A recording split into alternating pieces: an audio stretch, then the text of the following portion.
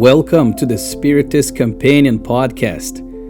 I am Yuri Castro, and I'll be your companion on this journey where we study, reflect, and put Spiritist teachings into practice. If you enjoy what you hear, don't forget to subscribe, to follow us, and to check in every Monday for our new episodes. And in today's episode, we're going to be talking about a theme that is inevitable in all our lives: pain and suffering, and the cures and the healing related to those. Spiritism helps us look at pain and health with a new perspective, not as punishment, but as a resource for spiritual education. So let us start with a message from the Spirit author Joanna De Angelis through the hands of Divaldo Franco in the book Plenitude, where she's going to tell us that suffering is a path to spiritual redemption due to the incomplete moral development of the individual. A personal choice, it is a road devoid of any punitive action, serving instead to educate or re-educate through the same mechanisms by which there was once compromise, deviation, or disrespect for the laws of life. So she's already alluding to this idea that suffering is a path of spiritual redemption because of our incomplete moral development, because we are still in a state of imperfection. We're still making mistakes. Therefore, we oftentimes must suffer so we can expiate, we can atone for those mistakes. We learn through the spirits that these experiences always have a purpose, the progress of the soul.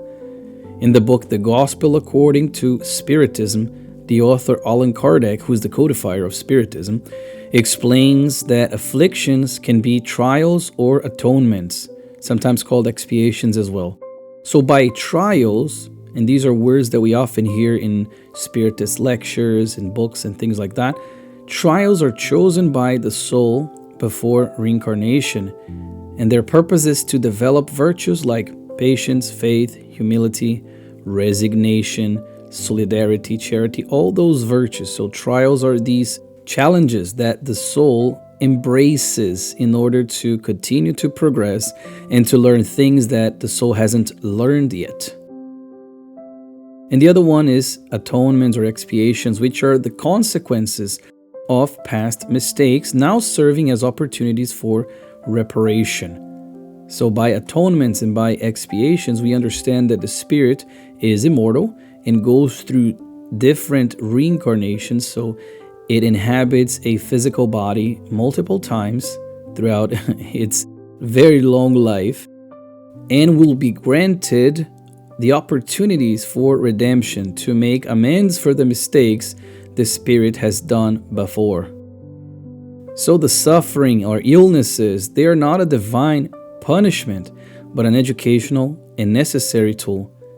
Kardec tells us in the Gospel According to Spiritism, chapter 5, that diseases and sufferings of every kind are expiations of the past. He's explaining how these can be things from a previous life, so causes for a better future if they are well endured. So if we endure them, if we learn from them, they will pave the way for a better future. These vicissitudes of life always stem either from this life, meaning the consequences of our choices right now, or from past lives. However, it is very important to highlight here, my dear friends, that there is always divine justice at play. And divine justice, as we already learned even in this podcast, episode number 2, divine justice neither favors nor punishes arbitrarily. We don't have that God. We should not believe, however, that all suffering in this world necessarily indicates a specific fault, because many times they are simply trials chosen by the soul to accelerate the purification or the depuration of itself. We also learn how the physical body is this instrument of the soul, just as a worker needs tools. The body often reflects the needs of the incarnated spirit. Another author, Leon Denis, in his book The Problem of Life and Destiny, tells us that the physical suffering works like the friction that polishes a rough stone. What an interesting analogy, isn't it? The friction that polishes the rough stone. So each illness, each suffering that we endure here can be seen as an invitation to reflect on our habits, our values, and our attitudes. Oftentimes, the body may grow ill, but the soul can be strengthened as a result, because in illness, we often discover inner strength, faith, and solidarity that we didn't know we have. In the Gospel According to Spiritism, again, this book by Allan Kardec, in the chapter Blessed Are the Afflicted, we learn that pain both educates and also can liberate.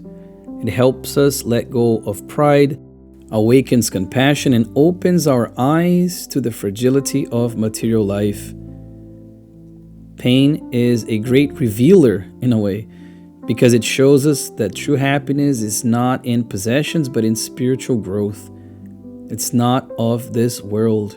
Prolonged illness and suffering can awaken in families love, patience, like I said, solidarity, which offers everyone a chance for collective growth even. A lot of the times we see that in families that are undergoing a very difficult situation with health, and we see that it awakens, this chance for collective growth.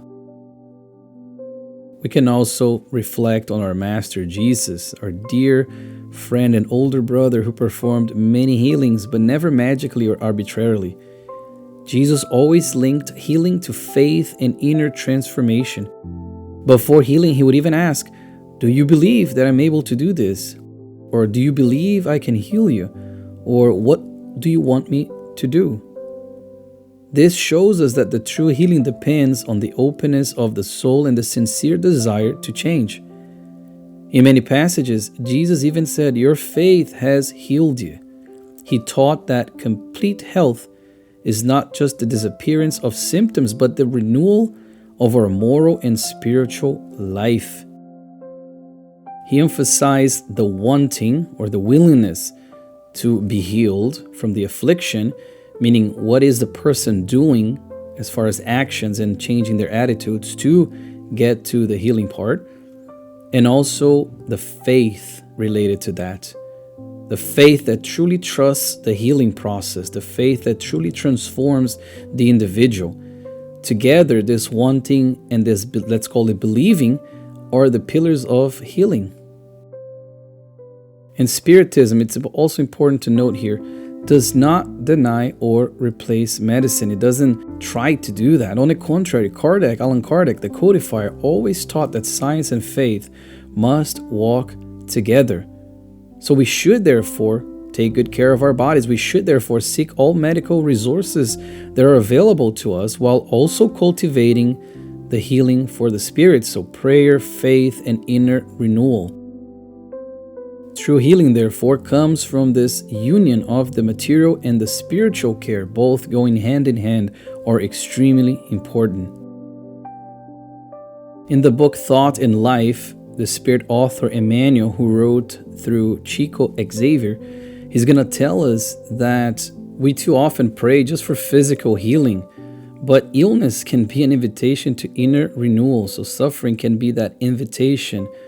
That spiritual healing doesn't mean the absence of pain, but the presence of serenity.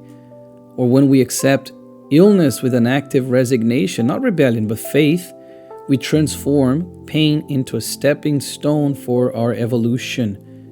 Prayer, therefore, is a powerful resource, not just to ask for relief, but to strengthen the soul as it faces its trial. So not just asking for our problems to be magically removed, for the suffering to magically end, but for us to have wider shoulders so we can support and we can endure everything with resignation.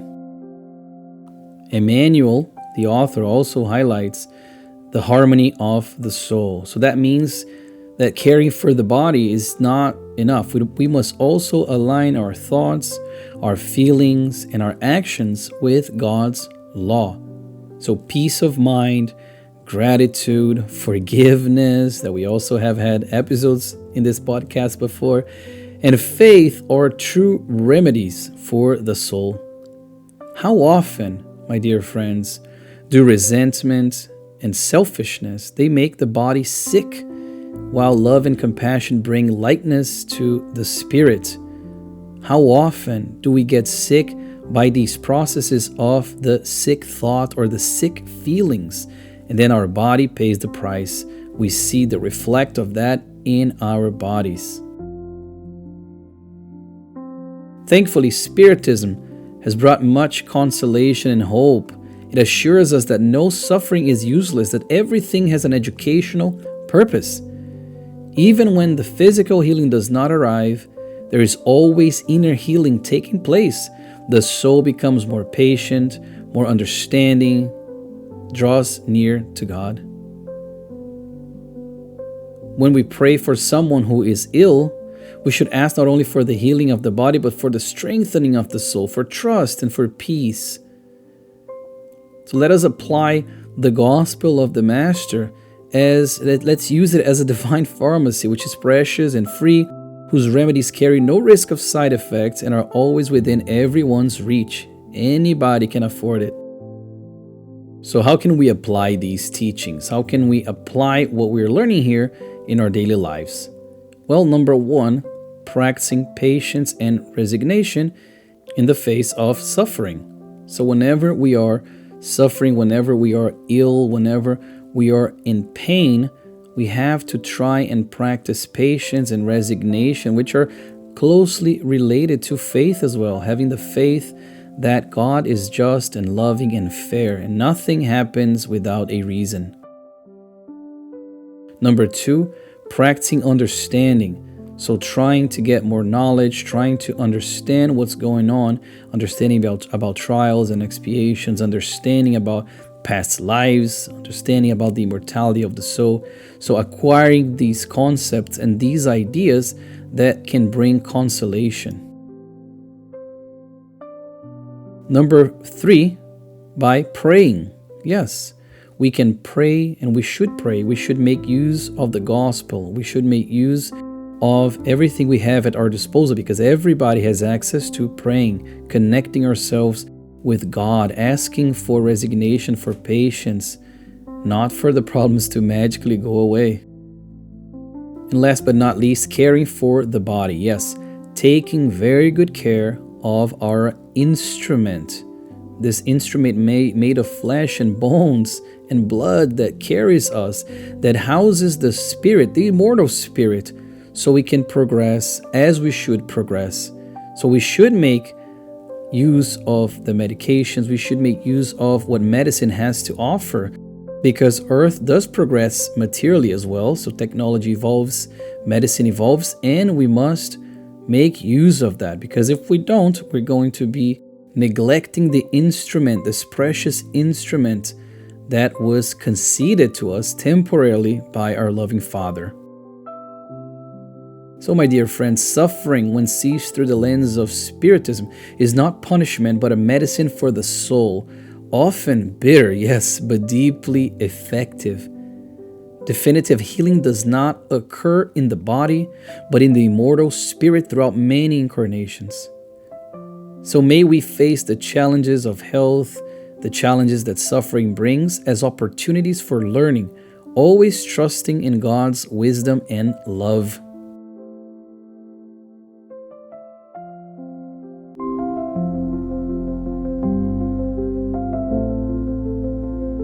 And just like that, we reach the end of our episode today. And as usual, thank you so much for joining me. I truly wish this was helpful, in even if just a little, in any type of way. And if it was, definitely spread out the news. Send it to someone who may be needing some hope, some peace, and trusting in God's love and wisdom. Until we meet again, may the peace of Jesus always be with you. With fraternal love, your Spiritist Companion.